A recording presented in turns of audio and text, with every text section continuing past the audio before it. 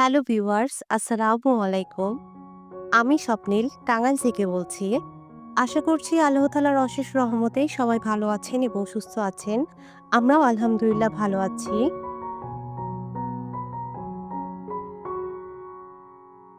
রাজশাহী থেকে এসে ঠান্ডা লেগে গিয়েছে, তাই গলার ভয়েসটা একটু ভার শোনা যাবে। সবাই একটু ক্ষমা সুন্দর দৃষ্টিতে দেখবেন। এখানে যে শাপলা ফুলগুলো দেখছেন, এগুলো আমার বাসায় যে হেল্পিং হ্যান্ড আপা আছেন, উনি আমার জন্য নিয়ে এসেছেন। আমি বলেছিলাম আমি কখনো কাছ থেকে শাপলা ফুল দেখিনি। তো উনি আমার জন্য এই জিনিসগুলো নিয়ে এসেছেন। মানুষের এই ছোট, ছোট ভালোবাসা এবং গিফটগুলো আসলেই মনকে অনেক বেশি আনন্দ দেয়।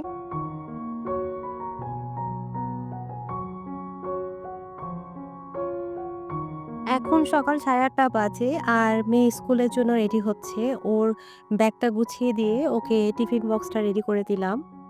আবার ২ টার সময় মেয়েকে যেয়ে স্কুল থেকে নিয়ে আসবো। এই মুহূর্ত পর্যন্ত যারা আমার ব্লগটি কন্টিনিউ করছেন, আশা করছি ব্লগটি ভালো লাগছে। আর ভালো লেগে গেলে চিরচেনা কথাটি আরেকবার মনে করিয়ে দিতে চাই। প্লিজ আমার ভিডিওতে লাইক দিতে ভুলবেন না। আর আপনি যদি এই ধরনের লাইফস্টাইল ব্লগ পছন্দ করে থাকেন, তাহলে চ্যানেলটিতে সাবস্ক্রাইব করতে ভুলবেন না। আর আপনার একটি লাইক আমার জন্য শেয়ারের কাজ করবে। তাই প্লিজ ভিডিওতে লাইক দিতে ভুলবেন না।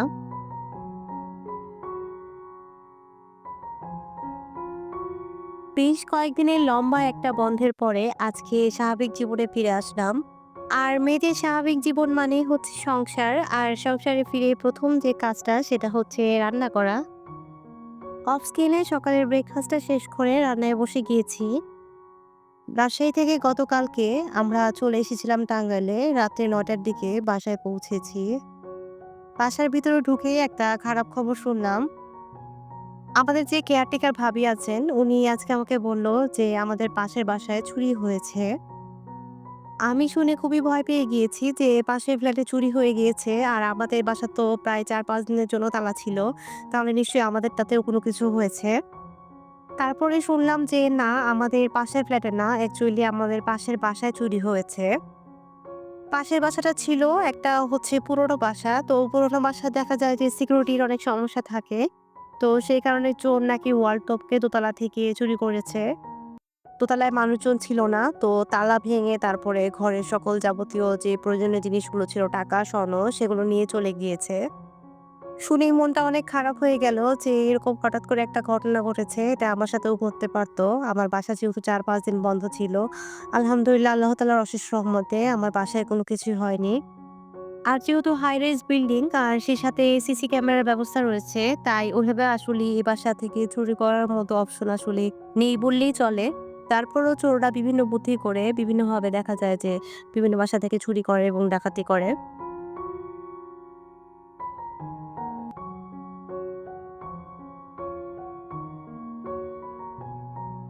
ছেলের জন্য একটু বাদাম ভেজে নিচ্ছিলাম। বাদামগুলো গুঁড়ো করব।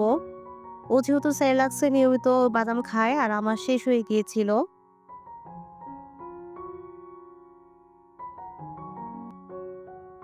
ইউটিউব জগতে কারোর ভালো করতে না পারেন, কিন্তু কখনোই ক্ষতি করবেন না।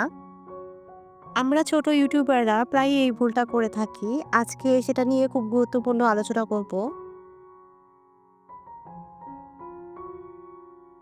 ইউটিউবে যে ছোট, ছোট চ্যানেলগুলো রয়েছে, সেই চ্যানেলের মানুষেরা আমরা প্রায়ই দেখা যায় যে নিজের চ্যানেলটাকে গ্রো করার জন্য, নিজের চ্যানেলের ভিডিওগুলো বেশি মানুষের কাছে পৌঁছানোর জন্য অন্যান্য যে ছোট, ছোট চ্যানেলগুলো থাকে, তো সেই চ্যানেলগুলোতে যেয়ে সেরে কমেন্ট করে আসি এবং সাবস্ক্রাইব করে আসি, যাতে করে সেও এসে আমার চ্যানেলে সাবস্ক্রাইব করে যায় এবং সেই সাথে আমার ভিডিওটা দেখে, দেখে একটা কমেন্ট করে যায়। এই কাজটা মূলত ইউটিউব পলিসির বহির্ভূত একটা কাজ। আপনি যদি কোনোভাবে এই কাজটি করে যদি ইউটিউবের নজরে পড়ে যান, তাহলে দেখা যাবে যে আপনার চ্যানেলে ভিউজ অনেক কমে যাবে এবং সেই সাথে ভালোভাবে ওয়াচ টাইম গেইন হবে না। আর তার থেকেও সবচেয়ে বড় সমস্যা হচ্ছে, আপনি যাকে সাবস্ক্রাইব করে যার ভিডিওতে কমেন্ট করে আসছেন, সে কিন্তু এসে আপনার ভিডিওটা পুরোটা দেখবে না। দেখা যাবে যে একটা ভিডিও ওপেন করে ১ মিনিট দেখে সে আপনার ভিডিওতে একটা কমেন্ট করে রেখে যাবে। এতে করে দেখা যাবে যে আপনার ভিডিওতে যে ইমপ্রেশন পার ক্লিক রেশিও যেটা, সেটা একেবারেই ডাউন হয়ে যাবে।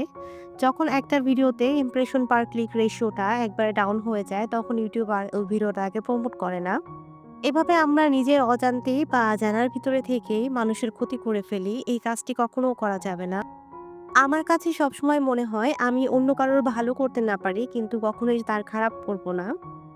এই যে অন্য কারোর ভিডিওতে যেয়ে ১-২ সেকেন্ড বা ৫ সেকেন্ড থেকে একটা কমেন্ট করে রেখে আসা, এতে করে শুধুমাত্র যে মানুষেরই ক্ষতি হলো তা না।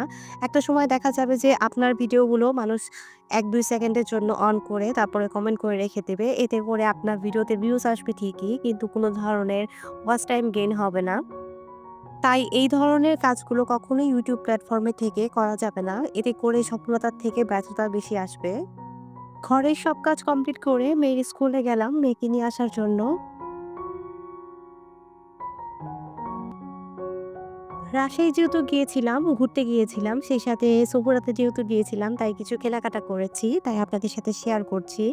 আমি সপুরা থেকে ২ টা শাড়ি নিয়েছি। এর আগে কখনো সপুরা থেকে আমার শাড়ি নেয়া হয়নি। আমার বাবা চাকরি সূত্রে যখন আম্মু রাজশাহী থাকতেন, তো তখন রাজশাহী উপশহরে থাকতেন। সোপর সিল্কের পাশেই একদম আমাদের বাসা ছিল। তো ওই আম্মুর অনেক আগের বেশ কয়েকটা শাড়ি ছিল সোফরা থেকে নেয়া রাজশাহী সিল্ক। তো ওই শাড়িগুলো আমি পরেছি কিন্তু আমার নিজের কোনো শাড়ি ছিল না সোফরা থেকে নেয়া। তো আলহামদুলিল্লাহ সেটাও এবার হয়ে গেল। শাড়ি ২ টা কেমন হয়েছে তা আপনারা অবশ্যই আমাকে কমেন্টের মাধ্যমে জানাতে পারেন। আজকের ভিডিওটা এখানেই শেষ করছি। সবাই সুস্থ থাকবেন ও ভালো থাকবেন। আল্লাহ হাফেজ। আসসালামু আলাইকুম।